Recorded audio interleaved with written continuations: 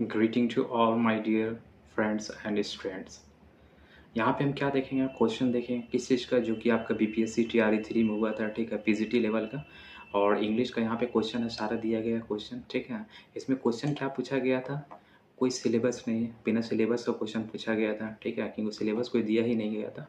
इसलिए आपको किस तरीके से तैयारी करना है, उसी के बीपीएससी के हिसाब से भी आपको ही तैयारी करना है, ठीक है। जैसे ये क्वेश्चन दिया गया है यहाँ पे, आपको पहला बात तो ये बुक भी पढ़ना होगा। यहाँ पे दिया गया अरिहंत का, आप लोग देख रहे हैं, ये अरिहंत का बुक है, ठीक है। ज़्यादा पेज नहीं है, अब जितने भी पेज रहेगा आपको टीआरई 4 के लिए पढ़ना ही होगा, क्योंकि इसमें कोई सिलेबस नहीं है इंग्लिश का, ठीक है, कि कहाँ से भी पूछ सकता, कोई ज़रूरी नहीं है। ये बुक पढ़ने के बाद भी आपका 100% आ जाएगा, लेकिन 80% तो ज़रूर आ जाएगा, ठीक है। तो यहाँ पे हम लोग देखते हैं सारा चीज़, सारा क्वेश्चन देखते हैं जो एग्ज़ाम में आपका पूछा गया था। यही क्वेश्चन पूछा गया था आपका पीजीटी में, ठीक है। इससे क्वेश्चन रिलेटेड बहुत सारा क्वेश्चन बन रहा है, 5 से 10 क्वेश्चन लगभग बन रहा है, ठीक है।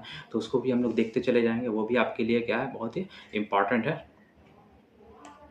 तो आते हैं हम लोग, a comic words compose in irregular measure is known as, ठीक है। जैसे कॉमिक वर्ड्स जो होता है वो कंपोज किया जाता है किसमें, इरेगुलर मीजर में।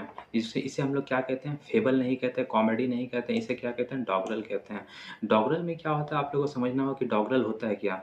डॉगरल किसको रिफर करता है, वर्ड्स को रिफर करता है जो कि इरेगुलर और रफ मैनर में लिखा जाता है। किस चीज़ में, इरेगुलर एंड रफ मैनर में लिखा जाता है।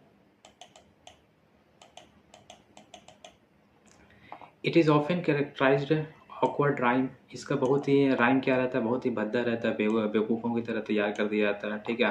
बड़ा ऊट पटांग लगेगा। सच वर्ड्स में अपीयर अनपॉलिश्ड, इसमें कोई पॉलिश नहीं रहता है, ठीक है। या ट्राइबल रहता है, ट्रिवियल रहता है, but it is intentionally humorous satirical. लेकिन इसमें क्या होता है, एक है जानबूझ के इस तरीके से बनाया जाता है क्योंकि लोग हंस सकें या फिर किसी के ऊपर व्यंग कर सकें। जैसे पॉलिटिकल व्यंग होता है, ठीक है, किसी के ऊपर और व्यंग किया जाता है, सटायर किया जाता है, मतलब भिंगा के मारा जाता है उसे। अनलाइक है मोर स्ट्रक्चर्ड और पोइटिक फॉर्म्स है। डॉगरल क्या करता है, हमेशा इरेगुलर मीटर में रहता है। मीटर का मतलब क्या होता है, एक पेंटा मीटर होता है, एक्सा मीटर होता है। जैसे पोइट्री क्या लिखा हुआ रहता है, मीटर में लिखा जाता है। पोइट्री किस में लिखा है था, मीटर में। जैसे एप्पल, एप्पल में क्या है, स्ट्रेस है, तो हम लोग इसको नापते हैं, स्ट्रेस अन स्ट्रेस है। वर्ड को जब नापा जाता है तो उसे हम लोग क्या कहते हैं, जैसे अबव, अबव, बव।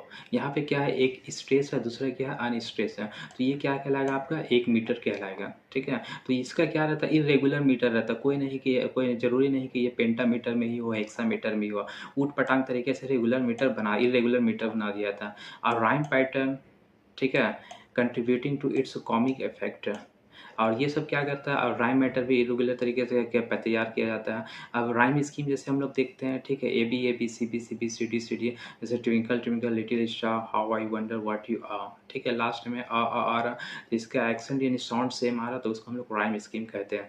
यही क्या करता है, एक कॉमिक इफेक्ट छोड़ता है, ठीक है, जिससे लोग हंसते हैं और किसको बोला जा रहा है ये भी लोग देख लेते हैं। अब अगला क्वेश्चन क्या था आपका बीपीएससी टीआरई 3 में, ये था 72 में। क्वेश्चन नंबर भी हम लिख दिए, क्वेश्चन नंबर 72, ये ई का पेपर दिया गया, ठीक है।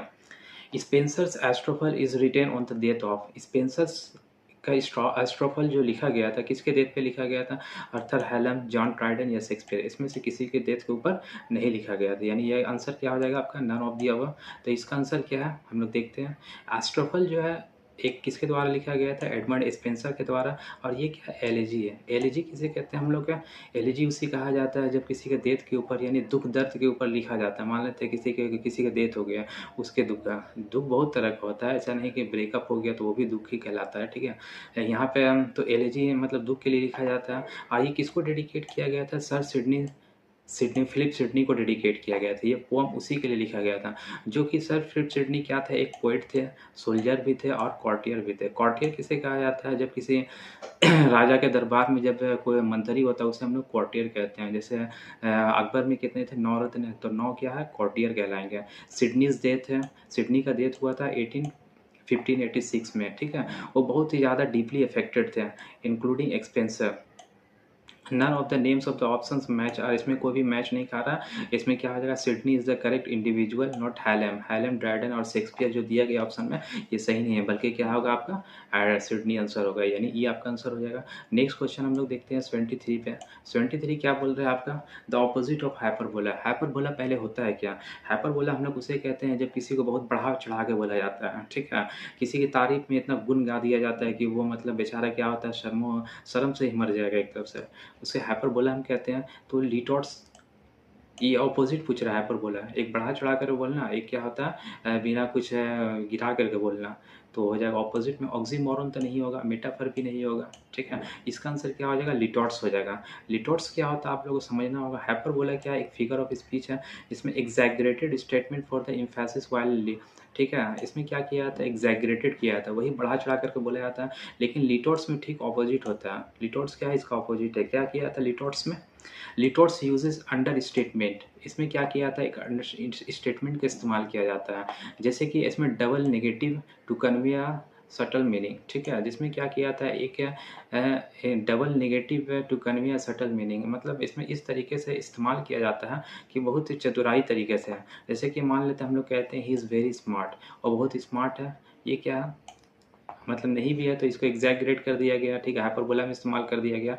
और लिटोट क्या है, लिटोट माइट भी express this he is not dumb, ठीक है, ये डम्ब नहीं है, तो एक तरफ से डम्ब बोला जाए, गूंगा नहीं है, मतलब क्या, दोनों सेंटेंस क्या होगी, एक तरीके से ऑपोजिट हो गया पूरा।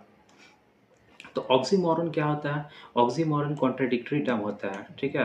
अब मेटाफर क्या होता है, ये comparison without like and as है। जैसे कंपेयर, मेटाफर में हम लोग पढ़े हैं, सिमिली और मेटाफर पढ़े हैं, ठीक है। सिमिली में क्या होता है, एज और लाइक का इस्तेमाल किया जाता है, लेकिन मेटाफर में क्या होता है, कंपेयर तो किया जाता है लेकिन without using like and as है। इसमें क्या किया जाता है, लाइक और एज का इस्तेमाल बिल्कुल भी नहीं किया जाता है, ठीक है। तो are the different figure of speech, तो आंसर क्या हो जाएगा आपका, लिटोट्स हो जाएगा। Litotes is the correct answer. अब लिटोट्स समझ में आ गया किसे कहते हैं, और हाइपरबोला भी समझ में आ गया किसे कहते हैं, और आपका ऑक्सीमोरन भी किसे, ऑक्सीमोरन भी क्या हो गया, समझ में आ गया, ठीक है। जैसे पुअर का रिच, ये भी ऑक्सीमोरन कहलाता है, ठीक है। जैसे ही इज, अब मेटाफर में क्या हो गया, लाइक और एज का इस्तेमाल किया जाता है। नेक्स्ट पे आते हैं हम लोग, pineapple of politeness is an example of, pineapple of politeness, ये किसका एग्जाम्पल है, ट्रांसफर्ड एपिथेट का या फिर मैलापॉरिज्म का। तो इसका आंसर क्या हो जाएगा आपका, मैलाप्रोपिज्म, ठीक है। तो आंसर क्या हो जाएगा, एंटी क्लाइमेक्स भी नहीं होगा, तो मैलाप्रोपिज्म हो जाएगा। क्यों हो जाएगा हम लोग देखते हैं। Malapropism occurs when a word is incorrectly used in a place of another word, ठीक है।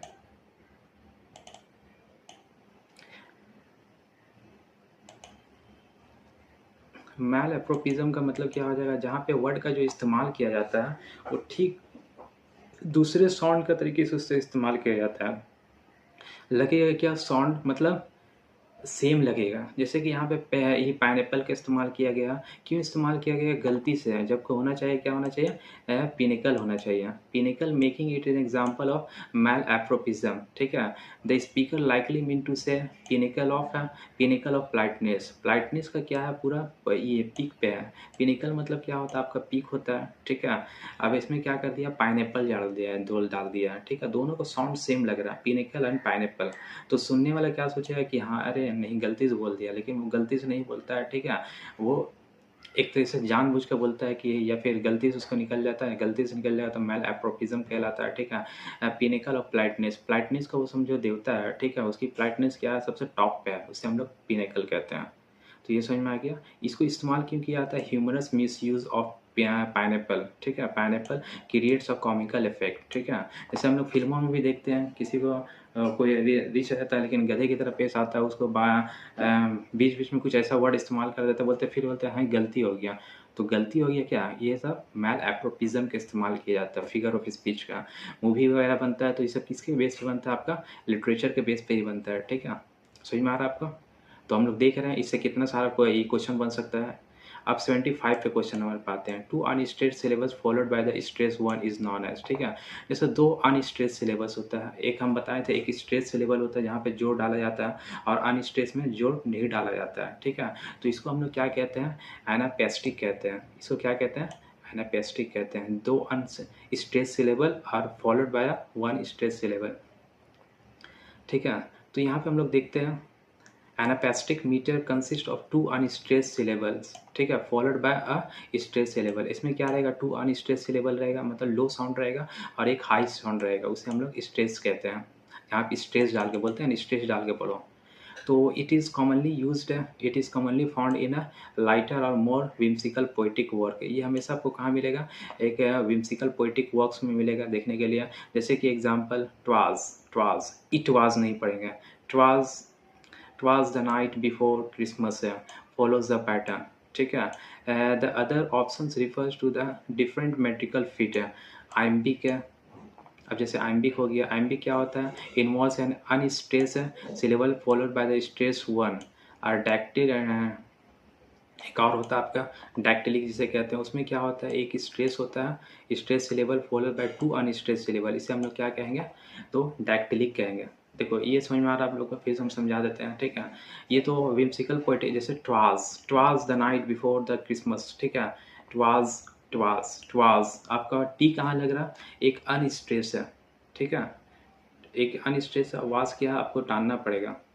द नाइट, द नाइट, ठीक है, बिफोर द क्रिसमस, तो यहाँ पे भी क्या आ रहा, अनस्ट्रेस आ रहा, और यहाँ पे भी क्या आ रहा, स्ट्रेस आ रहा।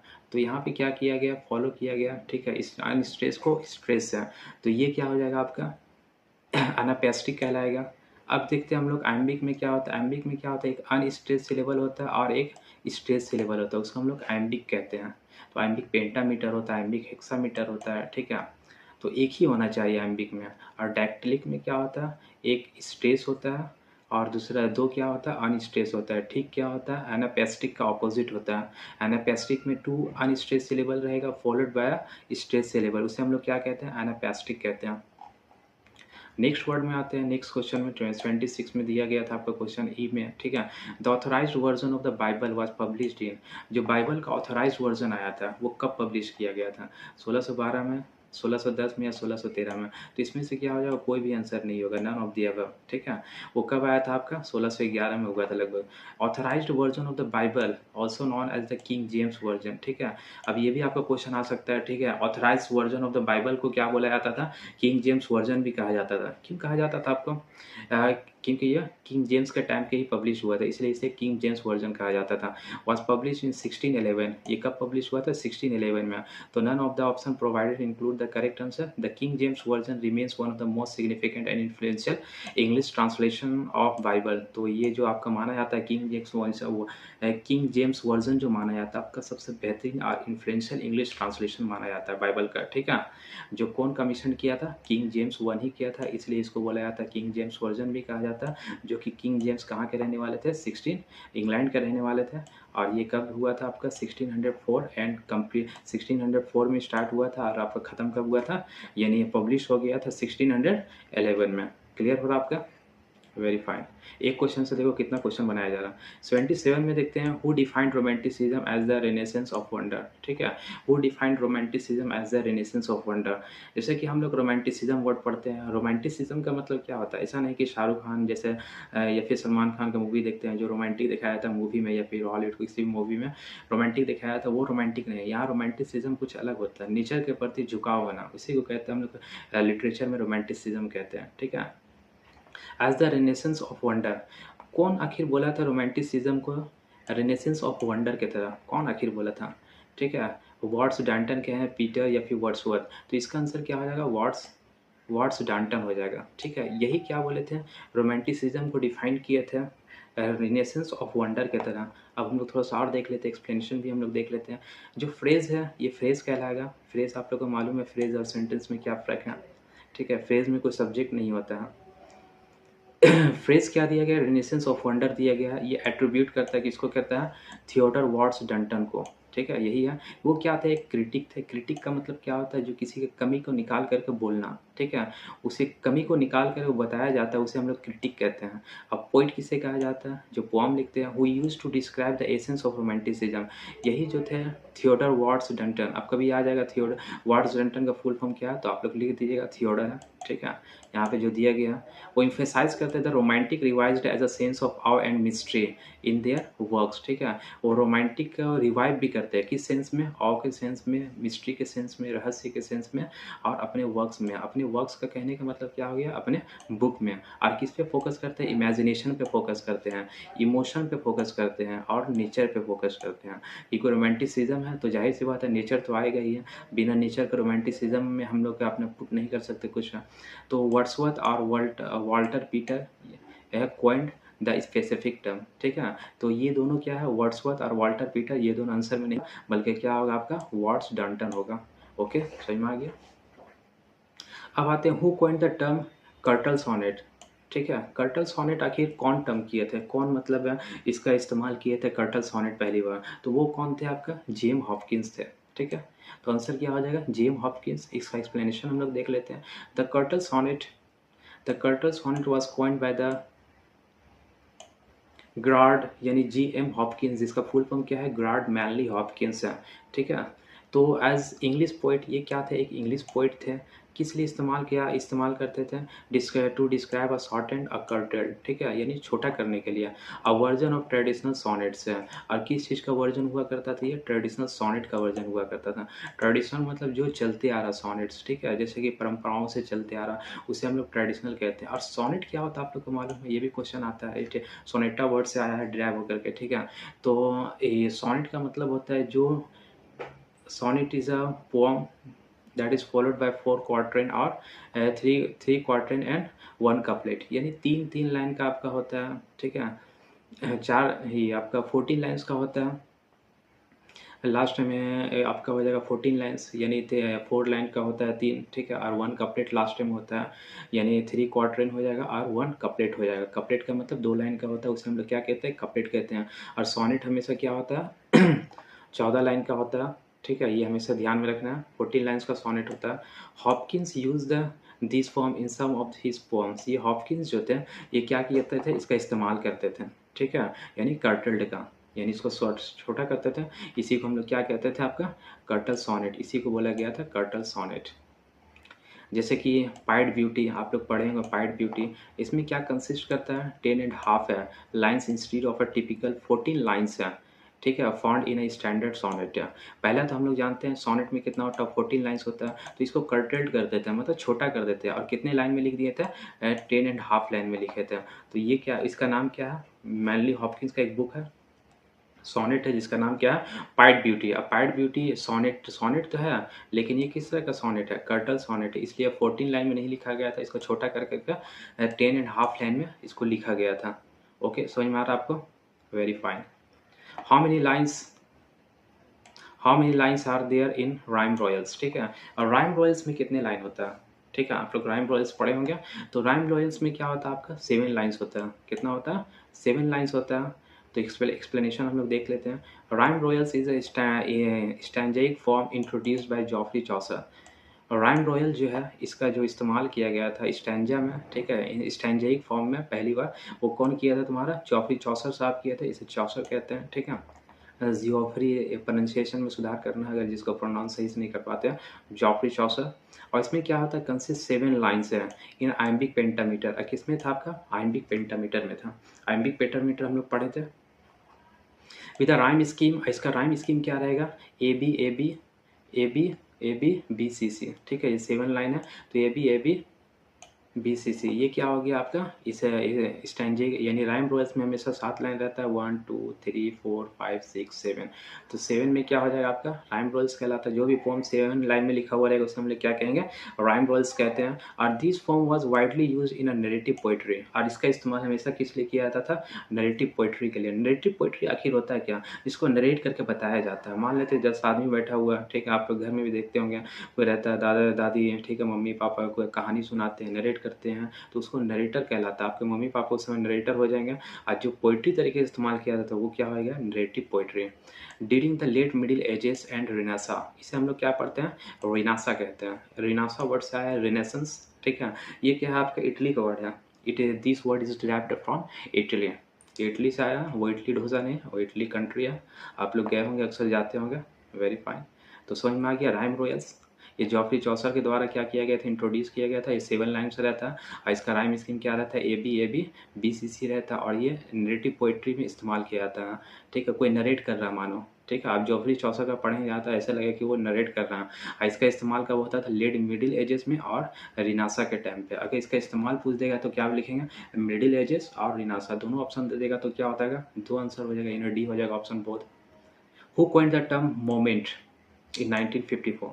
आप लोग को मालूम है 1954 में आप लोग जब बचपन में पढ़ते थे, ठीक है, तो द मोमेंट वर्ड जो है ये कौन कॉइन्ड किया, कौन लाया?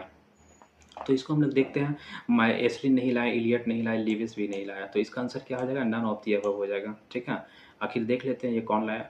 The movement was coined by J D Scott. ये जेडी स्कॉट के द्वारा किया गया था, मूवमेंट को कॉइन किया गया था। Literary editor of the Spectator, ये क्या था? एक एडिटर था। किस चीज़ का एडिटर था? द स्पेक्टेटर के एडिटर था। और ये द स्पेक्टेटर कब आया था आपका? 1954 का बात हो रहा। ठीक है, it refer to a group of the Brit writers and poets हैं। और ये किसको रिफर करता था? द मूवमेंट किसको रिफर करता था? एक ब्रिटिश राइटर और पोइट्स के। जैसे क्या होते हैं ब्रिटेन, यानी ब्रिटेन में क्या होता है, जो राइटर्स रहते थे, एक ग्रुप ऑफ राइटर को माना जाता था ब्रिटिश के ओनली। ठीक है, अमेरिकन आपका ऑस्ट्रेलियन का नहीं, बल्कि ब्रिटिशर्स का यहाँ पे बात हो रहा। तो इंक्लूडिंग फिलिप लर्किन, उसमें कौन कौन थे मालूम है आपको? अब आप लोग को पूछ देगा द मूवमेंट जो था किसको रिफर करता है? ग्रुप ऑफ ब्रिटिश राइटर्स और पोइट्स को। तो उसमें कौन कौन थे? फिलिप लर्किन थे। अगला बार पूछ सकता है किंग्सली। आप लोग कॉपी लेके बैठे हैं, इसका नोट्स बनाते रहिए। ठीक है, किंग्सली एमिस है। जिसको ये आपको पीडीएफ चाहिए तो ठीक है, आप हमें व्हाट्सअप नंबर पे टेक्स्ट कर दीजिए, हम आपको पीडीएफ भेज देंगे। Who rejected the modernist experimentation of earlier writers like T S. Eliot. ठीक है, तो इसमें जो क्या थे, एक ये फिलिप लार्किन थे और किंग्सली एमिस थे। ठीक है, इसमें थे। तो who rejected the modernist experimentation of earlier writers like T S. Eliot. ठीक है, जो क्या किए थे? रिजेक्ट कर दिए थे जो modernist experimentation of the earlier writers थे, जैसे कि टी.एस. इलियट को उन्होंने क्या कर दिया था? रिजेक्ट कर दिया था।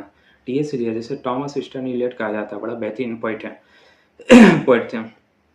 फिलिप लर्किन हो गया और किंग्सली एमिस, वही रिजेक्ट किया था। ठीक है, and focus on more traditional forms, clarity of expression. जो इसको रिजेक्ट करने के बाद किसको फोकस कर रहे थे? आपका ट्रेडिशनल फॉर्म पे जो चलते आ रहा, और क्लैरिटी ऑफ एक्सप्रेशन, और एक्सप्रेशन के ऊपर वर्क करने लगे थे। कौन? फिलिप लर्किन और किंग्सली। तो इसमें समझ में आ गया आंसर में मूवमेंट कौन कॉइन किया था? जेडी स्कॉट साहब। और कब हुआ था? फिर 1958 में। और किसका एडिटर थे ये? द स्पेक्टेटर के। और ये किसको रिफर करता है? ब्रिटिश राइटर्स और पोइट्स को। इसमें फिलिप लार्किन और किंग्सली एमिस थे, जो क्या किए थे? टी.एस. इलियट को रिजेक्ट कर दिए थे उसके एक्सपेरिमेंटेशन को। और किस पे फोकस किए थे? ट्रेडिशनल फॉर्म्स पे और क्लैरिटी ऑफ एक्सप्रेशन पे ये लोग क्या किए थे? फोकस किए थे। कौन लोग? फिलिप लार्किन और किंग्सली। आपको क्वेश्चन में आएगा कौन फोकस किया था आपका ट्रेडिशनल फॉर्म्स पे? तो फिलिप लार्किन और किंग्सली एमिस। समझ में आ रहा आप लोगों को? द टर्म इंटरटेक्सुअलिटी, जो टर्म आपका दिया गया है इंटरटेक्सुअलिटी है, ये किससे जुड़ा हुआ है, किससे एसोसिएट है?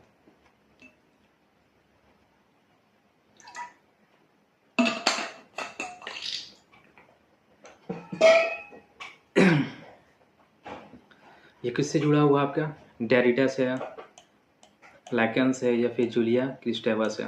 तो आंसर क्या हो जाएगा? जूलिया क्रिस्टेवा से। ठीक है, ये जूलिया क्रिस्टेवा से जुड़ा हुआ है। ठीक है, the concept of intertextuality was introduced by Julia Kristeva. इसको इंट्रोड्यूस कौन किया था? जूलिया क्रिस्टेवा ने की थी। ठीक है, ये लेडी है। ये कहाँ के है? ये बल्गेरियन है, फ्रेंच फिलासफर है। ठीक है, फ्रांस के रहने वाले को फ्रेंच कहा जाता है। फिलासफर किसे कहते हैं हम लोग? जिसका जो जो विजडम से भरा हो उसे फिलासफर कहते हैं। जैसे दुनिया का सबसे बेहतरीन फिलासफर कौन माना जाता है? बर्ट्रैंड रसेल माना जाता है, दुनिया का सबसे बेताज बादशाह। ठीक है, तब उसे मतलब आप पढ़ेंगे मैरिज एंड मॉरल्स, उसे लिटरेचर में क्या किया गया था? बर्ट्रैंड रसेल को नोबेल प्राइज़ दिया गया था। लेकिन थे फिलासफर। दुनिया का सबसे बेहतरीन एक मैथमेटिक्स बुक भी लिखी है जिसका नाम क्या है? प्रिंसिपी ऑफ मैथमेटिका है। वो आप पढ़ सकते हो, उसकी कीमत 60,000 है, ज़्यादा नहीं है। चलिए ठीक है, नज़र से दूर नहीं होना है, क्योंकि नज़र से दूर जैसे बोला जाता है, नज़र से दूर होना दिल से उतर जाएगा। वक्त का क्या है? गुजरता है, गुजर जाएगा। चलो ठीक है, आपका भी वक्त है, कब गुजरेगा पता नहीं है। आपका भी हो गया होगा 25, 26, 27, 28 साल। कब इतना साल गुजर गया पता नहीं चलेगा। इसलिए वक्त का क्या है? गुजरता है, गुजर जाएगा। It refers to the idea that text are interconnected and that तो लिटरेरी क्रिटिक्स है ये, ठीक है। It refers the idea that text are interconnected and that no text is original in isolation, ठीक है। इसमें क्या होता है, इंटरटेक्सुअलिटी में राइटिंग का क्या होता था आपका, इसका ब्यूटी क्या है, ये जो आइडिया रहता था, टेक्स्ट आइडिया रहता था, एक दूसरे से जुड़ा हुआ रहता था, लेकिन कोई भी टेक्स्ट इसमें क्या रहता था, ओरिजिनल नहीं होता था, ठीक है।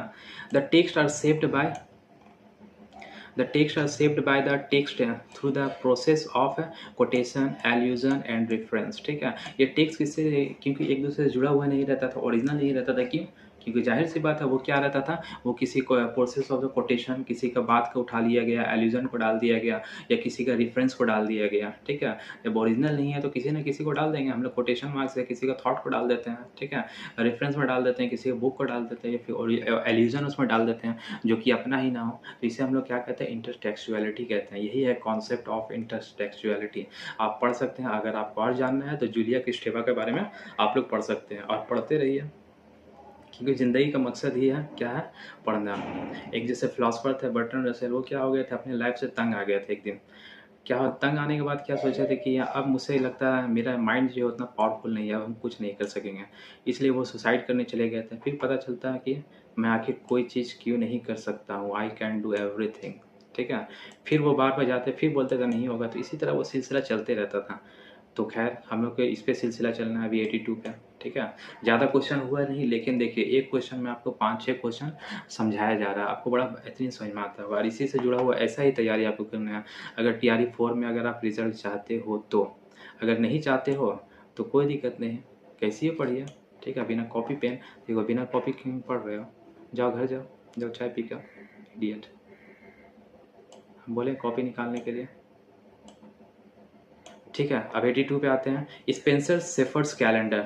स्पेंसर का जो इस शेफर्ड कैलेंडर जो दिया गया, sorry shepherd calendar was published in, Spencer एक बुक लिखे थे, ठीक है, शेफर्ड्स कैलेंडर। ये कब पब्लिश हुआ था आपका, 1579, 78 एंड 64। देखो पहला तो दिमाग में आपको रखना है कि ये 16th सेंचुरी में स्पेंसर साहब थे, ठीक है, यहाँ पे सब 16th सेंचुरी ही दिया गया, तो 1579 में थे, ठीक है। इसका कब पब्लिश हुआ था, 1579 में। तो हम लोग देखते हैं, एडमंड स्पेंसर से shepherd's calendar was publish in 1579। कब पब्लिश हुआ था, 1579 में। ये क्या है, एक इकोलॉग्स है, ठीक है, 12 इकोलॉग्स का सीरीज है यह, one for each of the year represents an important early work of Spenser's career, ठीक है। और हर एक मंथ के बारे में बताया गया है, यानी 12 इकोलॉग्स हर एक मंथ के बारे में बताया गया है, जो किसको रिप्रेजेंट करता है, रिप्रेजेंट का मतलब होता है प्रस्तुत करना, जो किसको प्रस्तुत करता है, वर्क इन स्पेंसर्स कैरियर के बारे में, उसे कैरियर के बारे में प्रस्तुत करता है, मतलब शो करता है, दिखाया जाता है। और ये किसको रिफ्लेक्ट करता है, उसके स्किल को, as a poet and his deep engagement is pastoral poetry. और किसको स्किल, किसको रिफ्लेक्ट करता है इसका, अपने इसके स्किल को, स्किल के कैसे, किस तरह की स्किल को, art of writing of the poem, ठीक है, पोइट्री को लिखने के आर्ट को, स्किल को पेश करता है, और उसका deep engagement with pastoral poetry. अब पैस्टोरल पोइट्री होता है क्या, पैस्टोरल पोइट्री में क्या होता है, गांव कंट्री साइड के बारे में दिखाया जाता है, ठीक है। जिस पोइट्री में कंट्री साइड यानी गांव देहात के बारे में दिखाया जाता है, उस तरह के पोइट्री को हम लोग क्या कहते हैं, पैस्टोरल पोइट्री कहते हैं। आपका कभी ये क्वेश्चन आ सकता है, पैस्टोरल पोइट्री किसे कहते हैं, ठीक है, समझ में आ गया। यहाँ पे एडमंड स्पेंसर साहब का लिखा हुआ द शेफर्ड्स कैलेंडर, और कब पब्लिश हुआ था, 1579 में। और ये कितने इकोलॉग्स है, 12 इकोलॉग्स है, हर मंथ में उसका कैरियर के बारे में दिखाया गया है। और ये किसको रिफ्लेक्ट करता है, पोइट को रिफ्लेक्ट करता है, और उसके डीप इंगेजमेंट, मतलब बहुत ही दिली तसल्ली के साथ जुड़ा हुआ, किसके साथ, पैस्टोरल पोइट्री के साथ। तो इसमें इतना सारा क्वेश्चन बन गया। अब आते हैं नेक्स्ट क्वेश्चन में, which of the following is are correctly mismatched है। इसमें कौन सा क्या है, सॉरी करेक्टली मैच्ड है, यानी वेनस एडोनिस शेक्सपियर का लिखा हुआ, एस्ट्रोफल स्टेला, ठीक है, और विलियम सेंसी का विलियम ब्लेक है। तो आंसर क्या हो जाएगा, डी हो जाएगा, ठीक है। एक तो क्यों हो जाएगा, क्योंकि हम लोग देख लेते हैं, वेनस एडोनिस सही है, विलियम शेक्सपियर साहब का लिखा है, ठीक है। It was one of his earliest work है, और ये शेक्सपियर साहब का सबसे पहला वर्क था, ठीक है, जो कब पब्लिश हुआ था, 1593 में। आपको कितना क्वेश्चन बन गया, वेनस एडोनिस विलियम शेक्सपियर का है, ये सबसे अर्लीस्ट वर्क्स है, और पब्लिश कब हुआ था, 1593 में। अब एस्ट्रोफल स्टेला, ये क्या है, एक सोनेट है। पहला बात समझ में आ गया, सोनेट किसे कहते हैं, यानी एस्ट्रोफल स्टेला जो है एक सोनेट है, और ये किसका सीक्वेंस है, सीक्वेंस सोनेट सीक्वेंस है, लिखा कौन थे, फिलिप सिडनी साहब ने लिखा था, ठीक है। तो यहाँ पे जो आपका दिया गया है, Venus Adonis, Astrophel Stella, Philip Sidney, दोनों सही है, लेकिन सेंसी विलियम ब्लेक है। सेंसी क्या है, विलियम ब्लेक का लिखा हुआ है, ये भी देख लेते हैं। तो Philip Sidney consider one of the most important works of the Elizabethan poetry. अब ये भी क्वेश्चन आपका बन सकता है, फिलिप सिडनी कब के थे, तो ये एलिजाबेथन टाइम के थे, ठीक है, एलिजाबेथन एरा के टाइम पे था। और ये कंसिडर माने जाते हैं one of the most important works of Elizabethan poetry, ठीक है। वर्क्स माना जाता है कौन, एस्ट्रोफल स्टेला को माना जाता है, किस किस टाइम का, एलिजाबेथन पोइट्री के टाइम पे, ठीक है। और ये इसके किस समय के थे, 16th सेंचुरी का। और सेंसी जो है ये विलियम ब्लेक का नहीं लिखा हुआ है, ये गलत है, ये पर्सी बाइसी शैली का लिखा हुआ है। तो ये भी क्वेश्चन समझ में आ गया, सेंसी किसका लिखा हुआ है, पर्सी बाइसी शैली का, ठीक है। It is a verse drama, ये क्या है, एक ड्रामा है जो कि वर्स में लिखा हुआ था, ठीक है। एंड तो करेक्ट आंसर हो गया आपका ए और बी, समझ में आ गया, very fine. Next who is known for his Amoretti, so क्या एमोरिटी के बारे में कौन जाना जाता है, ठीक है, आप लोग इसके बारे में पढ़े हैं या, तो इसमें बताने की कोई ज़रूरत ही नहीं है। एडमंड स्पेंसर साहब जो कि एमोरिटी के बारे में जानते हैं, ठीक है।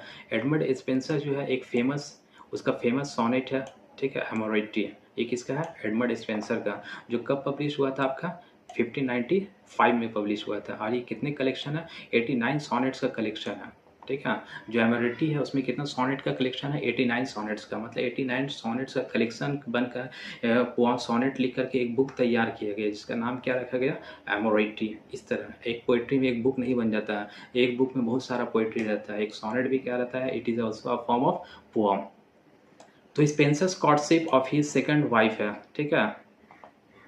सॉनेट्स है तो collection of 89 sonnets records Spenser courtship of his second wife के बारे में इसमें जिक्र किया गया है, ठीक है। एलिजाबेथन बॉयल, जो कि इसकी सेकंड वाइफ का नाम क्या था, एलिजाबेथन बॉयल था। Is a significant work in English renaissance literature, और ये बहुत बेहतरीन वर्क माना जाता है किस समय का, रेनेसेंस लिटरेचर के समय का। समझ में आ रहा है आप लोग का, very fine. Who among the following is are cavalier poets, ठीक है। Who among the following is are cavalier poets है, इसमें से कौन कैवलियर पोइट्स माने जाते हैं। कैवलियर पोइट्स क्या होता है आप लोग को, रॉबर्ट हेरिक, रिचर्ड लॉइस या फिर जॉन सकलिन, किसको बोला जाता है यहाँ पे। तो आंसर हम लोग देख लेते हैं, डी हो जाएगा, एक से ज़्यादा है इसमें। तो कैवलियर पोइट्स जो है एक ग्रुप होता है, क्या होता है, एक ग्रुप बनाया गया था कब, 17th सेंचुरी में, उसमें पोइट्स थे, ठीक है। वो क्या करता था, पोइट्स किंग को सपोर्ट करता था, किंग चार्ल्स वन को सपोर्ट करता था, ठीक है। कब, during civil war, English civil war के दौरान, जिसमें से क्या था, Robert Herrick, Richard Lovelace and John Suckling, ठीक है। ये तीन क्या थे आपका, कैवलियर में आते हैं, वर ऑल नोटेबल कैवलियर। ये तीन क्या थे, रॉबर्ट हेरिक, रिचर्ड लवलेस और जॉन सकलिन, ये दोनों क्या थे, ये तीनों क्या थे, कैवलियर पोइट्स हैं। और ये लोग they are known for their light lyrical words and themes of loyalty, love and the pleasure of life है। ये किस लिए नाम से जाने जाते थे, इसका पोइट्री में अंदाज बयां क्या रहता था, ठीक है, लिरिकल वर्ड्स रहता था, गाने की तरह पोम, ठीक है। लॉयल्टी पे ध्यान दिया गया था, लव पे ध्यान दिया गया था, लव इसमें है वही लव के बारे में जो आप समझ रहे हैं, ठीक है, कुछ और मत समझिएगा, आप बिल्कुल सही समझ रहे हैं जिस लव के बारे में समझ रहे हैं, ठीक है। और प्लेजर ऑफ लाइफ, ठीक है, और उसका लाइफ के बारे में भी बताया गया, ठीक है। तो यहाँ पे क्या हो गया, तीन हो गया, एक हो गया ये रॉबर्ट हेरिक, रिचर्ड लवलेस और फिर जॉन सकलिन, तो तीनों दिया गया है। यहाँ पे तीनों क्या है आपका, एक से ज़्यादा, more than one of the above answer आ जाएगा, क्योंकि तीनों यहाँ पे क्या आपका कैवलियर पोइट्स में आते हैं। तो आपको समझ में आ गया कैवलियर पोइट्स क्या था, एक ग्रुप ऑफ पोइट्री का था। ये कब आया था, 17th सेंचुरी पोइट थे। ये क्या करते थे, किंग चार्ल्स वन को क्या करते थे, सपोर्ट करते थे। किसके दौरान सपोर्ट करते थे, आपका इंग्लिश सिविल वार के दौरान सपोर्ट करते थे। जैसे कि आप इसमें कैवलियर पोइट में कौन है, रॉबर्ट हेरिक है, रिचर्ड लवलेंस है और जॉन सकलिन, सब क्या है कैवलियर पोइट्स में आते थे। समझ में आ गया। और उसका लिखने का अंदाज बयां क्या रहता था, लिरिक पोइट्री, लिरिक वर्ड्स में लिखते थे, लॉयल्टी पे ध्यान देते थे, लव पे ध्यान देते थे और प्लेजर ऑफ लाइफ पे ध्यान देते थे। इतना अच्छे समझ में आ रहा है, वेरी गुड। आपको समझ में आ रहा होगा, समझ में आ रहा हो तो आप लिखेंगे कि समझ में आ रहा, नहीं समझ में आ रहा तो कमेंट में you can leave a comment कि समझ में नहीं आ रहा सर, ठीक है। तो the Lyrical Ballads closes with, जैसे लिरिकल बैलेट्स होता है तो किस चीज़ में वो क्लोज किया जाता है, ठीक है। हम लोग पोइट्री लिखते हैं, आप लोग लिखे होंगे, दिन भर पोइट्री लिखते ही होंगे, ठीक है। एजुकेशन ऑफ नेचर पे क्लोज होता है, ठीक है, सॉरी यहाँ पे कुछ लिरिकल बैलेट्स, यहाँ पे ये नहीं दिया गया। लिरिकल बैलेट्स एक बुक का ही नाम है, ठीक है, जो किसके साथ क्लोज हुआ था, एजुकेशन ऑफ नेचर के साथ, कुबला खान या फिर टिंटन एबे। तो ये क्या है, एक है टिंटन एबे है। लिरिकल बैलेट्स, तो आंसर क्या हो जाएगा, टिंटन एबे के लिरिकल बैलेट्स पब्लिश इन 1798 है। लिरिकल बैलेट्स जो थे वो 1798 में पब्लिश हुआ था, और लिखे कौन थे इसे, विलियम वर्ड्सवर्थ साहब लिखे थे, ठीक है, और सैमुअल टेलर कॉलरिज है। Concludes with Wordsworth poem. ये क्या है, किसमें, इसमें क्या है, कंक्लूड्स है किस चीज़ का, वर्ड्सवर्थ का पोअम का। Lines composed a few miles above Tintern Abbey, इसमें जो लाइन दिया गया है, lines composed a few miles above Tintern Abbey often refer to as a Tintern Abbey, किसको रिफर करता है, टिंटन एबे को। The poem reflects on nature, memory and spiritual growth है। ये जो टिंटन एबे है, ये किस चीज़ को रिफ्लेक्ट करता है, नेचर को, मेमोरी को और स्पिरिचुअल ग्रोथ को। यानी लिरिकल बैलेट्स जो है ये है आपका किस चीज़ में है, मतलब क्लोजेज विद, यानी किस चीज़ में क्लोजेज विद है आपका, किससे किससे जुड़ा हुआ है, टिंटन एबे से जुड़ा हुआ है, ठीक है। कुबला खान में नहीं है, ना ही तो एजुकेशन ऑफ नेचर का है ये, बल्कि टिंटन एबे में है। तो ये क्योंकि लिरिकल बैलेट्स क्या है, किसका है, एक विलियम शेक्सपियर, सैमुअल टेलर का लिखा हुआ, दोनों मिल के लिखे थे उसी में पोअम, ठीक है। और ये टिंटन एबे क्या है आपका, विलियम वर्ड्सवर्थ का ये।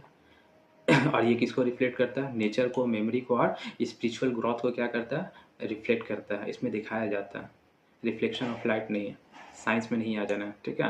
Who wrote the poem the fall of Robespierre है, रॉब्सपियर जो है द फॉल ऑफ रॉब्सपियर है, ये कौन लिखे थे, ये पोएम है, इसे पोएम पढ़ा जाता है, पोएम नहीं पढ़ा जाता, ठीक है। Try to concentrate your mind and try to accent of the words, ठीक है। तो इसे पोएम पढ़ा जाता है, पोएम नहीं। बहुत सारे पोएम पोएम करते रहते हैं, तो पोएम पोएम नहीं करना है आपको, दैट्स अ पोएम।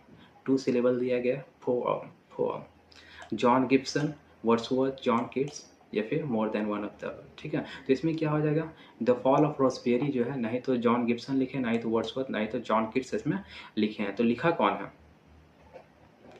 तो fall of Robespierre was written by Samuel Taylor Coleridge. Fall of Robespierre कौन लिखे हैं, सैमुअल टेलर कॉलरिज लिखे हैं। Not any of the poets listed, जिसमें नॉन ऑफ द अबव हो जाएगा, ठीक है, क्योंकि it was Coleridge first publish work, ये पहला पब्लिश वर्क था। Co-written with Robert Southey, ये रॉबर्ट सऊदी के साथ पहला, को रिटेन का मतलब किसी और से मिल करके लिखना, उसे हम लोग को रिटेन कहते हैं, ठीक है। तो सैमुअल टेलर कॉलरिज किसके साथ जुड़े हुए थे, और रॉबर्ट सऊदी के साथ। और ये कब लिखा गया था आपका, 1794 का बात हो रहा है, ठीक है। Deal with the downfall of the French revolution leader Robespierre, ठीक है। एक लीडर था, फ्रेंच रिवॉल्यूशन जब हो रहा था, एक लीडर था रॉसबेरियन, ठीक है, उसी को बारे में बताया गया था, the downfall of French revolution के बारे में, ठीक है।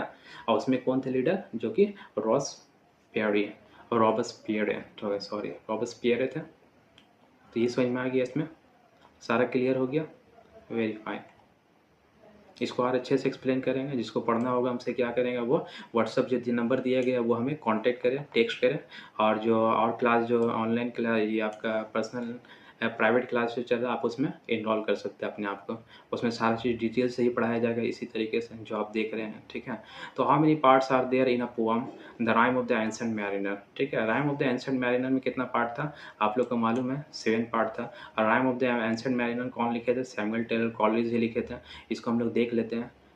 तो Rime of the Ancient Mariner is written by Samuel Taylor Coleridge, divided into 7 parts है। यानी राइम ऑफ द एंशिएंट जो है मैरिनर जो है एक पोअम है। ये भी, इसमें भी क्या होता है, Rime of the Ancient mariner बड़ा बेहतरीन है, इसमें भी नरेटर की तरह इस्तेमाल किया जाता है, नरेट किया जाता है पोअम को, ठीक है। समुद्र की ब्यूटी के बारे में दिखाया जाता है, ठीक है। रोमांटिसिज्म, फुल ऑफ रोमांटिसिज्म, पूरा कूट कूट के भरा हुआ रोमांटिक इसमें। The poem tells the story of mariner, इसमें क्या बताता है, एक मैरिनर के बारे में बताता स्टोरी, ठीक है।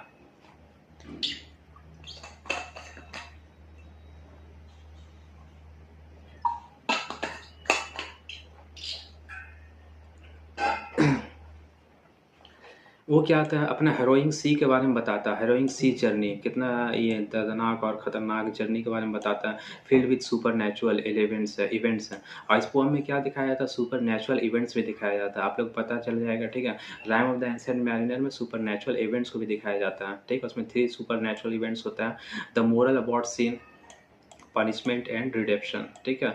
और इसमें कि क्या क्या इवेंट्स रहता है, सुपर नेचुरल इवेंट्स है, जैसे कि इसमें सीन के बारे में, पनिशमेंट और फिर रिडेम्पशन के बारे में इसमें बताया जाता है। आप लोग पढ़ सकते हैं नाम ऑफ द एंशिएंट मैरिना, बहुत ही बेहतरीन पोअम है। Who has compose the following lines है, ये लाइन्स जो दिया गया है इसे किसने लिखा, ठीक है, किसने बोला, God himself is the best poet है and the real is his song, ठीक है। गॉड अपने आप में क्या है, एक बेस्ट पोइट है and the real is his song, और रियलिटी क्या है, उसका गीत ही है। Robert Browning, Elizabeth Barrett Browning, ठीक है, अल्फ्रेड टेनिसन। तो इसमें क्या है, ये किसका लाइन आपका, रॉबर्ट ब्राउनिंग का लाइन है, ठीक है। रॉबर्ट ब्राउनिंग का कैसे लाइन है देख लेते हैं। God himself is the best poet and the real is his song है, ये किसका लाइन है आपका, रॉबर्ट ब्राउनिंग का लाइन है, ठीक है, रॉबर्ट ब्राउनिंग साहब का लाइन है। द फेमस विक्टोरियन पोइट, और रॉबर्ट ब्राउनिंग क्या थे, एक विक्टोरियन पोइट थे, ये भी आपका आंसर आ गया, ठीक है। And his dramatic monologue profound philosophical insight in his poetry, और उसके पोइट्री में आपको क्या देखने के लिए मिलेगा, ड्रामेटिक मोनोलॉग मिलेगा, ठीक है। मोनोलॉग का मतलब क्या होता है, जिसमें अपने आप से जो बातचीत करता है उसे हम लोग ड्रामेटिक, उसमें एक कैरेक्टर रहता है जो अपने आप से ही बात करता है, ठीक है। तो शायद and profound his philosophical insight in his poetry, अब उसमें क्या होता है, एक फिलोसफिकल के बारे में बताया जाता है, ठीक है, नज़रिया काफ़ी फिलोसफिकल रहता है उसके पोइट्री में, किसके, रॉबर्ट ब्राउनिंग के पोइट्री में। हु वाज मिगलियर फैब्रो और टी.एस. एलियट, ठीक है। हु वाज मिगलियर फैब्रो, मिगलियर फैब्रो कौन था, जो कि टी.एस. एलियट के लिए बोला गया था, ठीक है। Samuel Taylor Beckett, W B. Yeats या फिर एजरा पॉन्ड, इसमें क्या हो जाएगा, आंसर क्या हो जाएगा, एजरा पॉन्ड हो जाएगा। यानी who was miglior fabbro for T S. Eliot, ये कौन थे आपका, एजरा पॉन्ड। तो आते हैं, ठीक है, मिगलियर फैब्रो, इसका मीनिंग ही होता है, इसका मीनिंग क्या होता है आपका, द बेटर क्राफ्ट्समैन, सबसे बेहतरीन क्राफ्ट्समैन को हम लोग कहते हैं मिगलियर फैब्रो कहते हैं। ये क्या है, एक इटालियन वर्ड है।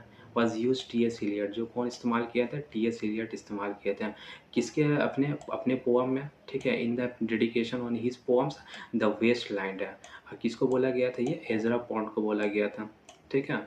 Pound significantly edited the safe the poem and Eliot credited him with improving its final form. Pound क्या करते थे, इसको एडिट करते थे, ठीक है, एडिट करते थे और शेप में लाती थी पोम को, और एलियट क्या करता था, एलियट क्या करता था, उसको क्रेडिट कर देता था, जाओ तुम, Eliot credited him with improving its final form, last का फाइनल फॉर्म को इम्प्रूव करने के लिए एलियट क्या करता था, सिर्फ क्रेडिट उसको करता था, किसको, एजरा पॉन्ड को, ठीक है। और ये जो किसको डेडिकेट किया गया था पोम, ये T S. Eliot, the dedication of his poem the waste Land किसको किया गया था, एजरा पॉन्ड को किया गया था।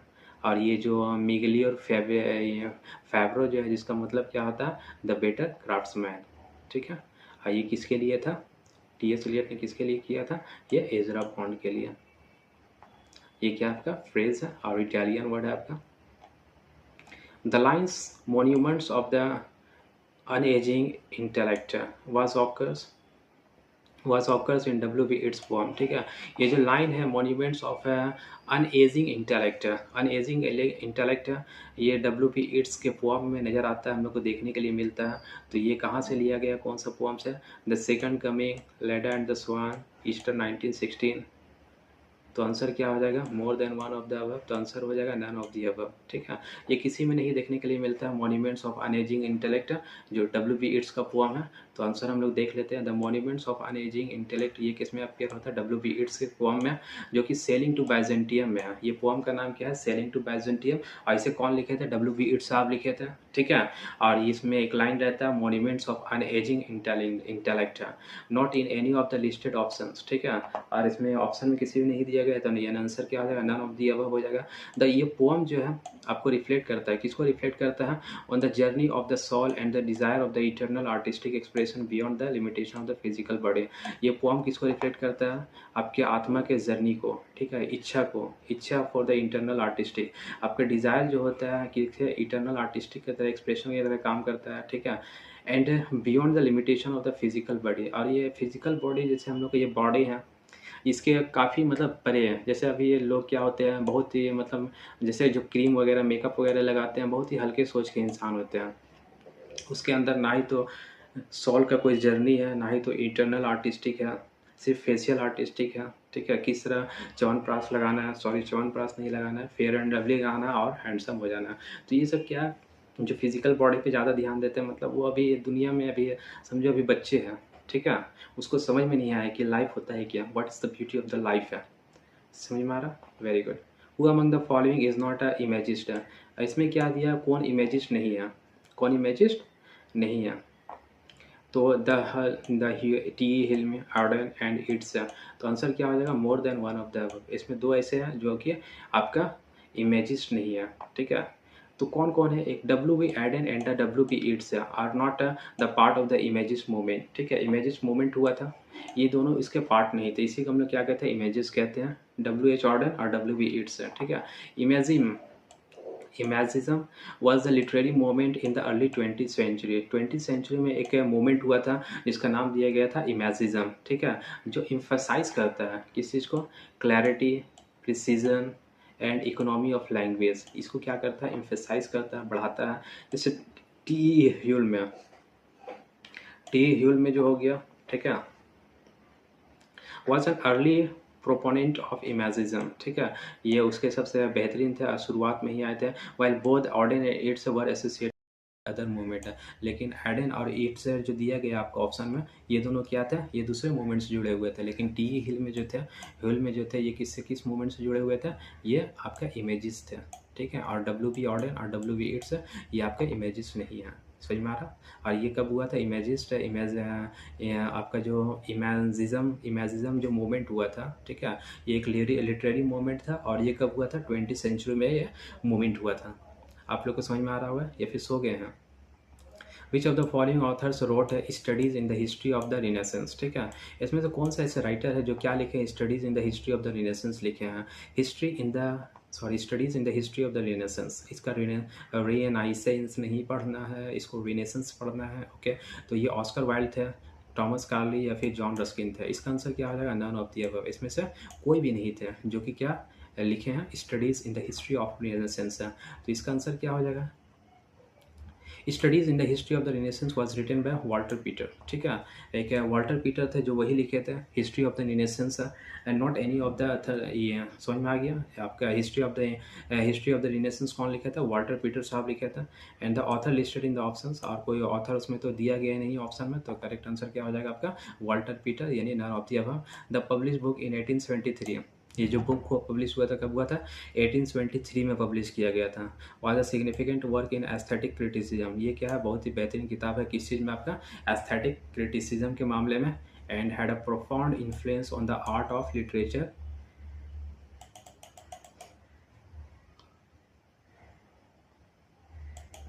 चलो, significant work in the aesthetic criticism and a profound influence on the art of the literature of the period, ठीक है। और ये काफ़ी इन्फ्लुएंस लोगों को इन्फ्लुएंस प्रभावित भी करता है, ठीक है। और किस चीज़ के पीरियड में, लिटरेचर के पीरियड में आपका। whose pseudonyms is alpha of the plough, ठीक है। ये pseudonyms जो दिया गया है अल्फा ऑफ द प्लव, ये किसका है आपका, ठीक है, गार्डिनर का है, लिंड का है, या फिर प्रिस्टली का है। तो ये क्या हो जाएगा आपका, एजी गार्डनर का हो जाएगा। आंसर क्या हो जाएगा आपका, एजी गार्डनर का है। इसका एक्सप्लेनेशन हम लोग समझ लेते हैं। एजी गार्डनर जो है एक फेमस इंग्लिश एसेइस्ट है, wrote under pseudonym Alpha of the Peter, ठीक है, अल्फा ऑफ द प्लव है। He was known for his essay that often combined humor and wisdom, and contributed regularly under the to regularly to the Star under his pen name, ठीक है। जैसे Gardiner जो थे एक famous English एस्ट्रिस्ट थे, ठीक है, जो क्या लिखे अपने किस स्यूडोनिज्म में लिखते थे आपका, alpha of the plough, alpha of the plough. He was ये मतलब ऐसे अपने ऐसे के नाम से जाने जाते थे। क्या करते थे उसमें, ऐसे में क्या करते थे, ह्यूमर क्रिएट करते थे। ह्यूमर का मतलब क्या होता है, उसमें लोगों को हंसाना, ठीक है। क्या किस अंदाज में हंसाना, विटी अंदाज में हंसाना, ठीक है, ऐसा नहीं कि अश्लील अंदाज में हंसाना। और उसमें विजडम भी भरा हुआ रहता था, ठीक है। और उसमें अक्सर कंट्रीब्यूट करते थे the Star under his pen name, ठीक है, regularly to Star under his pen name. Pen name क्या होता है, जब कोई राइटर अपने लिखता है किसी चीज़ को, ठीक है, तो अपना नाम को हटा देता है, वो किसी और नाम में डालता है, उसे हम लोग क्या कहते हैं, पेन नेम कहते हैं। जैसे गालिब इंडिया का बहुत बड़ा शायर है, उसका पेन नेम क्या था, जिसको उर्दू में तखल्लुस कहा जाता है, ठीक है। गालिब था, उसका ओरिजिनल नाम क्या था, गालिब नहीं था। और बाद में फिर अशद था, जिसको बाद में क्या कर दिया गया था, गालिब कर दिया गया था। तो नेक्स्ट आते हैं, which of the following is not correctly miss matched है, ठीक है। इसमें कौन सा correctly miss match, sorry match नहीं है, बाकी सब करेक्टली होगा, ठीक है। तो आंसर क्या हो जाएगा, Marlowe Edward 2, Webster Richard 3, Thomas Kyd. तो इसमें 2 से ज़्यादा है जिसमें क्या करेक्टली मैच्ड नहीं है। तो कौन कौन सा देख लेते हैं हम लोग। मार्लो इज करेक्टली मैच्ड है with Edward 2, a play by Christopher Marlowe, ठीक है। ये एडवर्ड 2 जो लिखा गया है ये एक प्ले है जो कि क्रिस्टोफर मार्लो के द्वारा लिखा गया है, ठीक है, मार्लो है। तो Webster did not right Richard 3, Webster जो है Richard did not right Richard 3, मतलब वेबस्टर जो है रिचर्ड 3 नहीं लिखे हैं, मार्लो तो लिखे हैं एडवर्ड 2, लेकिन क्रिस्टोफर मार्लो जो जिसे हम लोग कहते हैं, तो लेकिन वेबस्टर क्या है, रिचर्ड 3 नहीं लिखे हैं। ये प्ले किसके द्वारा लिखा गया, विलियम शेक्सपियर के द्वारा लिखा गया। This play was written by William Shakespeare. Webster कौन लिखे हैं, विलियम शेक्सपियर लिखे, सॉरी रिचर्ड 3 कौन लिखे हैं, विलियम शेक्सपियर लिखे हैं, ठीक है। और एडवर्ड 2 कौन लिखे हैं, मार्लो लिखे हैं।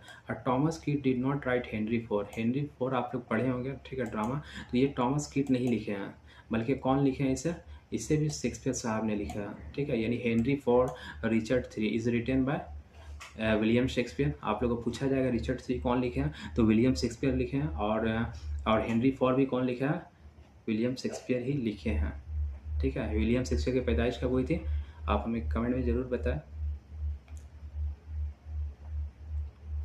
Who said I prefer to be left alone with my books, ठीक है। इसमें से कौन ऐसा है जो बताता है क्या, I prefer to be left alone with with my book. इसमें ये कौन बोला था, Graham Greene, Alison Weir and Umberto Eco. इसका मतलब समझ में आ रहा है आपको, I prefer to be left alone with my books, मैं अब तन्हा अपनी किताबों के साथ रहना पसंद करता हूँ। जैसे बोला जाता है ना, रात सुनसान थी हाथों में किताब थी, रूह पे छाए थे बेनूर यादों के साए थे, दिल को ये जिद थी कि कम वक्त को नींद आ जाए। तो इस लाइन का मतलब यही हुआ, आप इंग्लिश में कहें या फिर इस तरह कहें, ठीक है। तो इस लाइन को कौन लिखा, कौन बोले थे आपका, अम्बर्टो इको। अम्बर्टो इको थे, यही इस लाइन को बोला गया था, ठीक है। An Italian novelist and the semiotician, ठीक है। ये क्या था, एक इटालियन नॉवेलिस्ट थे और क्या था आपका, सेम्योटिशियन भी थे। Was non for his deep love for books and literature, ठीक है। तो अम्बर्टो इको जो ये लाइन बोले थे वो इटालियन, इटली के रहने वाले थे, नॉवेलिस्ट थे और सेम्योटिशियन भी थे, ठीक है।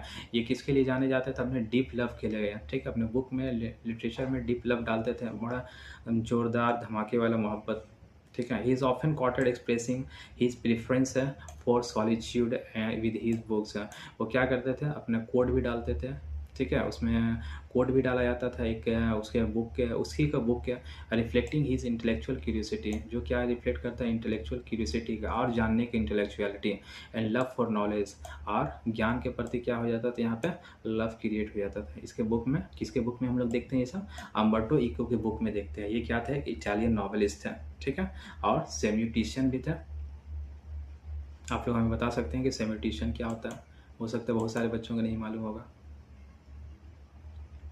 Who is the writer of the post colonial Shakespeare, ठीक है। पोस्ट कॉलोनियल शेक्सपियर के राइटर कौन है, ब्लूम साहब है, ग्रीन ब्लॉट एंड लुम्बा। इसमें से कौन है आपका, तो आंसर क्या हो जाएगा, एनी लुम्बा, ठीक है, is the correct answer.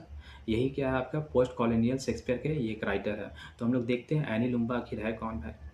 Any Lumba is the author of the post colonial Shakespeare. ये पोस्ट कॉलोनियल शेक्सपियर के क्या है, एक राइटर है, राइटर थी, ठीक है, writer. She is a scholar known for her work and the colonial post colonial studies, ठीक है।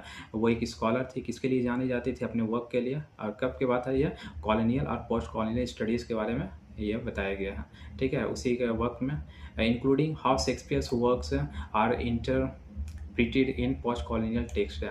और इसमें ये भी इंक्लूड किया गया है कि शेक्सपियर का वर्क जो है कैसे एक दूसरे से जुड़ा हुआ है, किसमें, पोस्ट कॉलोनियल कॉन्टेक्स्ट से कैसे एक दूसरे इंटरप्रेट करता है, एक्सप्लेन करता है, समझाया जाता है, ठीक है। Which of the following works is are written by Frantz Fanon, ठीक है। इसमें से कौन सा वर्क है जो कि कौन लिखे हैं, फ्रांस फैनॉन लिखे हैं। फ्रांस फैनॉन कौन लिखे हैं, the rest of the earth, it's a correct answer, यही है the rest of the earth. ये कौन लिखे हैं आपका, फ्रांस फैनॉन लिखे हैं। फ्रांस फैनन के बारे में जान लेते हैं हम लोग। Wrote the rest of the earth a significant work in the post colonial theory. ये कब का वर्क है आपका? पोस्ट कॉलोनियल थ्योरी के बारे में सिग्निफाई करता है, ठीक है। Which explores the psychological and political impacts है, जिसमें क्या बताया जाता है? साइकोलॉजिकल और पॉलिटिकल इम्पैक्ट के बारे में बताया जाता है, ठीक है, कॉलोनाइजेशन को लेकर के। The blind assassin and the cat's eye were written by Margaret Atwood, ठीक है।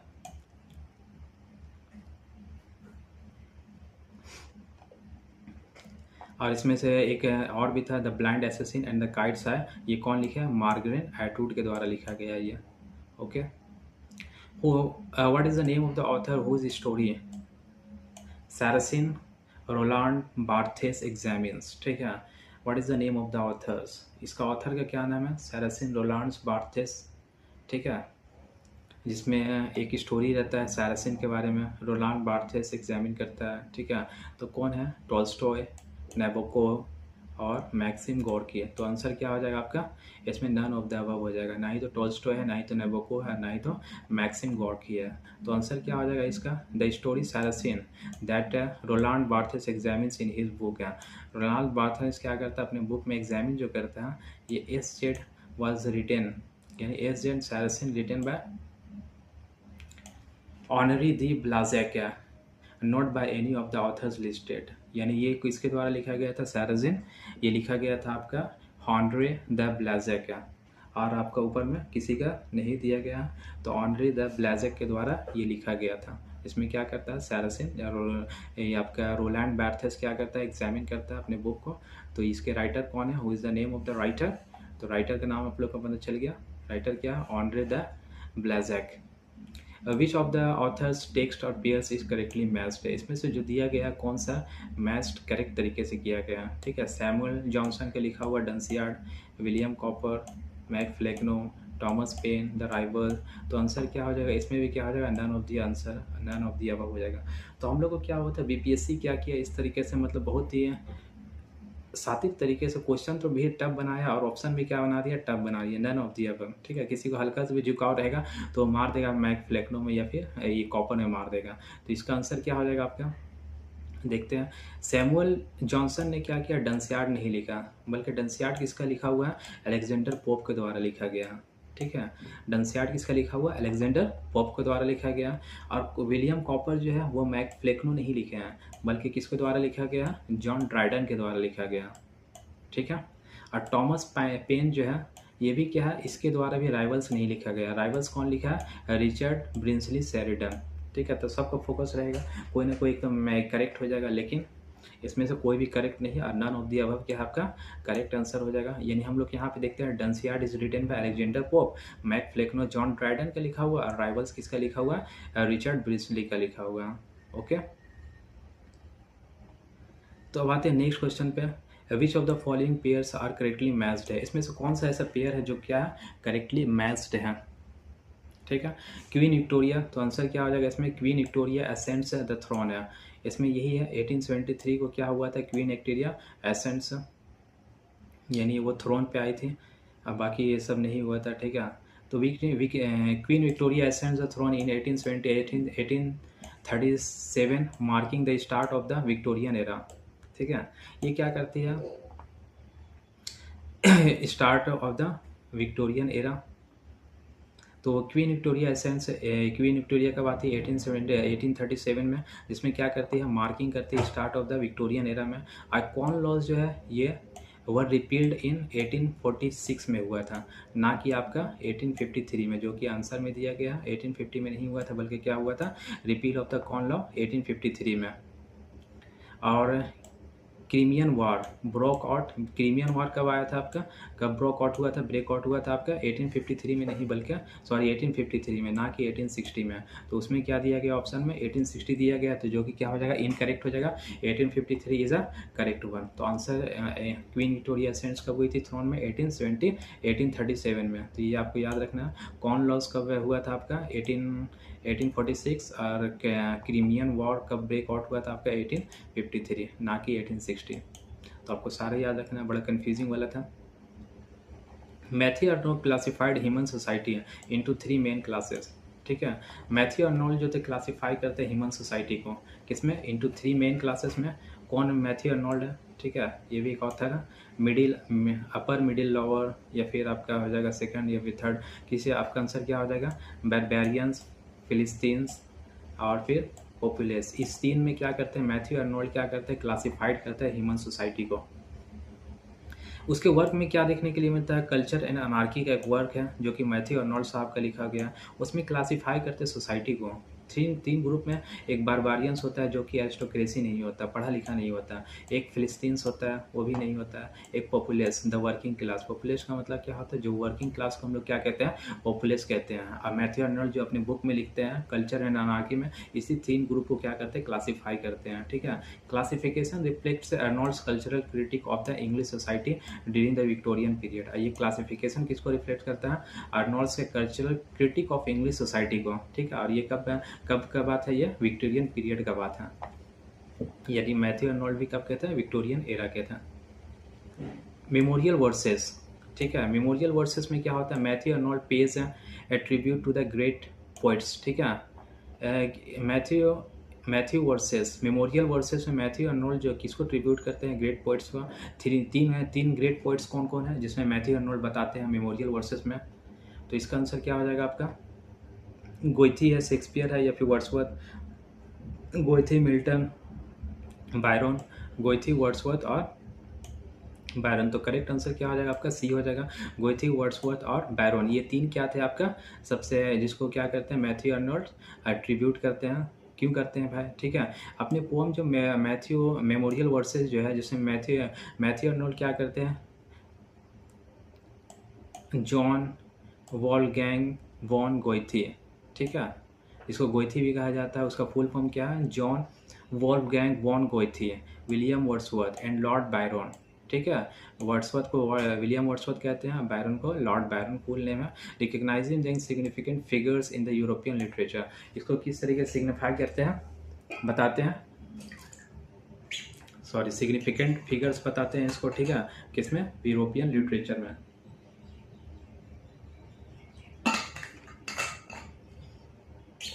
इनका बहुत बड़ा देन है। अब आते हैं John Bunyan's. John Bunyan's the Pilgrim's Progress was published in, ठीक है। जॉन बनियान का जो है द पिलग्रिम्स प्रोग्रेस ये कब पब्लिश हुआ था, 1678 को, 1624 को, 1660 को। तो इसका क्या हो जाएगा आंसर, 1678 को, यानी आंसर क्या हो जाएगा, 16 का आंसर हो जाएगा। यानी 1678 को क्या हुआ था, ये पब्लिश हुआ था जॉन बनियान का द पिलग्रिम्स प्रोग्रेस जो लिखा गया था। पिलग्रिम्स प्रोग्रेस किसका लिखा हुआ है, जॉन बनियान का लिखा हुआ है। वो पब्लिश हुआ था 1678 में। और ये क्या है, one of the most famous है एलेगरीज है इंग्लिश लिटरेचर का। इंग्लिश लिटरेचर का one of the most famous allegories कौन माना जाता है आपका, पिलग्रिम्स प्रोग्रेस माना जाता है। इसमें किस चीज़ को डिटेल किया गया, बयान किया गया है, journey of the Christian through life, ठीक है, थ्रू लाइफ है, यानी journey of Christian through life के बारे में इसको डिस्क्राइब किया गया, डिटेल बयान किया गया। Who wrote the novel the Mill on the Floss, Mill on the Floss कौन लिखे हैं आप लोगों को मालूम ही होगा, ठीक है। ट्रोलॉप है, ब्रॉन्टी या फिर Brontë, Charlotte Brontë, Emily Brontë या फिर चार्लोट ब्रॉन्टी, ठीक है। ब्रॉन्टी 3 सिस्टर्स माने 3 सिस्टर्स है ब्रॉन्टी में, इसको ब्रॉन्टी सिस्टर भी कहा जाता है। तो इसमें आंसर क्या हो जाएगा, नन ऑफ द अबव। इसमें से कोई ऐसे नहीं है जो मील ऑन द फ्लॉस को लिखा था। तो इसमें कौन लिखे हैं, जॉर्ज इलियट लिखे थे। जॉर्ज इलियट लिखी थी नहीं बल्कि लिखे थे, ठीक है, जॉर्ज इलियट लिखे थे। ये आपका लड़की नहीं बल्कि लड़का है। The pen of Mary Ann Evans, ठीक है, इसका पेन नेम क्या था, मैरी एन इवांस था। वो क्या लिखे थे, ये the Mill on the Floss publish in 1860। वो कब पब्लिश हुआ था, 1860 में, Mill on the Floss. The novel deals with the themes of the family dynamics, personal growth and the societal expectation. यानी जॉर्ज इलियट का आप ज़्यादातर पढ़ेंगे वो सोसाइटी पे बड़ा एक्सप्रेस करते हैं, ठीक है। उसका एक नॉवल भी है जिसमें एक बच्ची रहती है, वो एक मैन रहता है जो क्या करता है, अपना तन्हा ज़िंदगी गुजारता है, इधर उधर घूमते ही रहता है। उसमें एक बच्ची से उसे लगाव हो जाता है फिर लास्ट में, तो वो भी सोसाइटी के ऊपर दिखाया जाता है, ठीक है। उसका नाम था, आपका नाम ध्यान में नहीं आ रहा। तो जॉर्ज इलियट का पेन नेम क्या था, अगर पूछेगा तो मैरी एन इवांस था, ठीक है। और मील ऑन द फ्लॉस कौन लिखे हैं, जॉर्ज इलियट साहब लिखे हैं, ठीक है।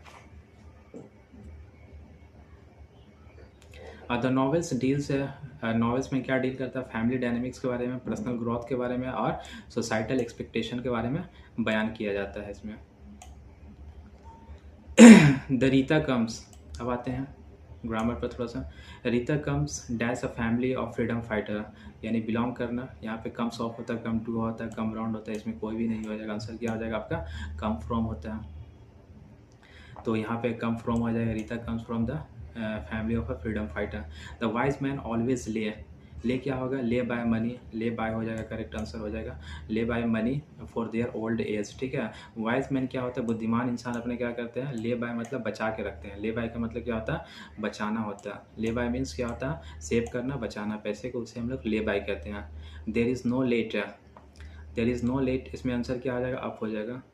आंसर क्या हो जाएगा, आंसर सी हो जाएगा। There is no let up in healing in heat during April. ठीक है, मतलब अप्रैल के दौरान क्या रहता है, बहुत ज़्यादा अपना गर्मी रहती नहीं है। तो नॉट लेट अप, ठीक है, नो लेट अप ये हमेशा क्या है, फ्रेज ही है, इसका इस्तेमाल होता है। मीन्स है रिडक्शन और डिक्रीज। ठीक है, बहुत ज़्यादा बढ़ता नहीं है। There is no let up in heat, let up in heat during April, अप्रैल में बहुत ज़्यादा ठंड होती नहीं है। नो रिडक्शन और डिक्रीज, तो यहाँ पे नो लेटअप यह है आपका फ्रेजिया, तो नो लेटअप ही आ जाएगा आंसर। अब आते हैं नेक्स्ट में, always act up. Act up होता है, act up the advice of your elders. ठीक है, हमेशा क्या करना है, एक्ट अप करना है। एक्ट अप का मतलब क्या होता है, एडवाइस है, मीनिंग से फॉलो करना, और फॉलो आर हीड एडवाइस है, meaning to follow or heed advice है। Ever since on is missing up, तो एक्ट अप होता है। ठीक है, आप alone fits as the best option. तो there is no cure, there is no cure for हम लोग के लगाते हैं। ठीक है, कोई बीमारी वगैरह के लिए फॉर का इस्तेमाल करते हैं, मालूम ही है। तो यहाँ पे क्या हो जाएगा, आंसर फॉर हो जाएगा, no cure for is a disease when talking about illness. जब हम लोग इलनेस के बारे में बताते हैं तो फॉर का इस्तेमाल करते हैं। ठीक है, तो ये प्रॉपर चॉइस है आपका। Which one of the following is the antonyms of the word acrimony. Acrimony का क्या होता है, इसका एंटोनिम क्या हो जाएगा, एंटोनिम का मतलब उल्टा होता है। एक्रीमनी का क्या हो जाएगा, बेनिवोलेंस हो जाएगा। ठीक है, acrimony refers to the bitterness of the hardness in the tone behaviour. ठीक है, जो बड़ा बेइज्जती तरीके से बात करता है, ठीक है, उसे हम लोग क्या कहते हैं, एक्रीमनी कहते हैं। मतलब जिसमें गंवारपन हो, ठीक है, बिहेवियर सही नहीं होता, उसे हम लोग एक्रीमनी कहते हैं। तो बेनिवोलेंस का मतलब सही तरीके से, बेनिवोलेंस मीन्स काइंडनेस होता है, गुडविल होता है, मेकिंग इट द एंटोनमी। तो ये हो जाएगा, एंटोनमी हो जाएगा आपका। Synonyms of the endowment. Endowment का मतलब क्या होता है आपका, बिक्वेस्ट हो जाएगा। आपका सिनोनिम्स होता है, तो यहाँ बेनिफिट नहीं, डिसइनहेरिट नहीं होगा, बल्कि बिक्वेस्ट हो जाएगा। तो इंडोमेंट किसको रिफर करता है, गिफ्ट ऑफ द डोनेशन को। ठीक है, और मनी प्रॉपर्टी को, या फिर often of the money property given for a specific purpose, किसी स्पेशल पर्पस के दिया जाता है, गिफ्ट हो गया या फिर आपका प्रॉपर्टी दिया हो गया। अब बेक्वेस्ट भी क्या हो गया, एक लिगेसी और gift left in a will, क्या किया था, ये भी दिया जाता है अपने अपने मतलब विल के, विल मतलब क्या हो गया यहाँ पे, जो आपका आपके प्रॉपर्टी में जो रहता है उसके विल के नाम पे छोड़ दिया जाता है। Making it a close synonym, सबसे क्लोज सिनोनिम क्या हो गया आपका, इंडोमेंट हो गया। तो आंसर क्या हो जाएगा, इंडोमेंट का क्या हो जाएगा, बेक्वेस्ट हो जाएगा, is a correct answer. The mark है that can not be erased is known as. ठीक है, यहाँ पे जो मार्क है, mark that can not be erased है, मार्क को क्या किया था, क्या किया जाएगा, उसको इरेज नहीं किया, मिटाया नहीं जा सकता किसी मार्क को, तो उसे क्या कहते हैं पर्टिकुलर वर्ड में। ठीक है, वन वर्ड में क्या कहते हैं, डेलीबल कहते हैं, इनएडिबल कहते हैं। तो ये क्या हो जाएगा आंसर आपका, इनडेलीबल हो जाएगा। ठीक है, इनडेलीबल का मतलब होता है something that can not B erase और रिमूव है, किसी को क्या किया जा सकता है, रिमूव नहीं किया जा सकता या फिर इरेज नहीं किया जा सकता, उसे हम लोग इनडेलीबल कहते हैं। और डेलीबल अलग होता है। ठीक है, अरे इनडेलीबल क्या होता है तुम्हारा, इनएडिबल हो गया, refers to something that can not be eaten, जिसे खाया नहीं जा सकता। ठीक है, उसे हम लोग इनएडिबल कहते हैं। और इनडेलीबल का मतलब क्या होता है, जिसे मिटाया नहीं जा सकता। इनडेलीबल मीन्स जिसे मिटाया नहीं जा सकता, और इनएडिबल मीन्स जिसे खाया नहीं जा सकता। Chooses the suitable option for expressions that which can not B repaired. ठीक है, एक वर्ड वन वर्ड सब्स्टिट्यूशन दिया गया, that can not B repaired, इसको रिपेयर नहीं किया जा सकता, उसे हम लोग क्या कहते हैं, इरिपेयरेबल बोला जाता है। तो आंसर क्या हो जाएगा, सी आंसर सही हो जाएगा। इरिपेयरेबल का मतलब ये होता है something that can not B repaired और फिक्स, जिसको ठीक नहीं किया जा सकता। ऑक्सोरिसाइड। ठीक है, ऑक्सोरिसाइड का मतलब क्या होता है आपका, murder of one's brother, one sister या फिर वंस वाइफ, अपनी भाई का हत्या, सिस्टर का हत्या या फिर वाइफ का हत्या, इसको क्या बोलेंगे? Murder of one's wife. जो अपनी वाइफ को मर्डर करता है उसे हम लोग क्या कहते हैं? अक्सोरिसाइड कहते हैं। अक्सोरिसाइड का मतलब टर्म जो दिया गया, अपने वाइफ का हत्या करता है उसे अक्सोरिसाइड कहा जाता है। ठीक है, ये वर्ड कहाँ से डिराइव हुआ है? लैटिन वर्ड से। ठीक है, अक्सर, अक्सर का मतलब भी होता है वाइफ होता है। जहाँ पे अक्सर आपको दिख गया तो वो क्या हो जाएगा? वाइफ से रिलेटेड हो जाएगा। साइड का मतलब क्या होता है? मर्डर करना, किल करना। तो हो गया अक्सोरिसाइड का मतलब murder of one's wife, wife की हत्या। तो इसमें करेक्ट पैसिव वॉइस दिया गया, let me write a letter. ठीक है, मुझे लेटर लिखने दो, तो यहाँ पे क्या हो जाएगा? नन ऑफ दी आंसर हो जाएगा। A letter will be written, I will be written a letter is written by me. ठीक है, ये भी गलत हो गया। A letter will be written लिखा जाएगा, I will be written a letter मुझे ही लिखा जाएगा, a letter is written by me एक लेटर मेरे द्वारा लिखा गया। तो ये सब क्या हो जाएगा? Let me write a letter, ये सब गलत हो जाएगा। तो क्या हो जाएगा? Answer none of the above हो जाएगा। तो the correct passive construction of the let me write a letter should be, a letter should be written by me. ठीक है, तो let me write a letter क्या हो जाएगा? A letter